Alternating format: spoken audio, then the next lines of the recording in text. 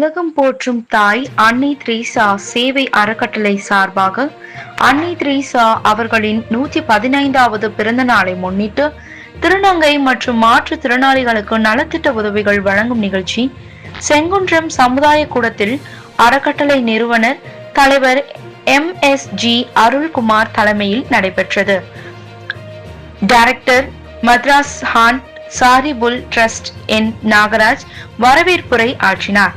இதில் சிறப்பு அழைப்பாளராக கலந்து கொண்ட செங்குன்றம் காவல் ஆய்வாளர் S விஜயகுமார் கலந்து கொண்டு அன்னை தெரீசா திருவுருவ படத்திற்கு மாலை அணிவித்து மரியாதை செலுத்தி திருநங்கை மற்றும் மாற்றுத்திறனாளிகளுக்கு நலத்திட்ட உதவிகள் வழங்கினார். இதில் அம்பேத்கர் அறக்கட்டளை நிறுவன தலைவர் A முருகானந்தம், மகளிர் சுய உதவிக்குழு தேன்மொழி, சேகர், சாந்தி, பாபு, G லாலி, சாரதா, ஆதரவற்ற இல்லம் விஷாலட்சி, மலர்விழி உட்பட ஏராளமான கலந்து கொண்டனர். நிகழ்ச்சியின் முடிவில் அறக்கட்டளை துணைத் தலைவர் G ராஜேஷ் நன்றி கூறினார்.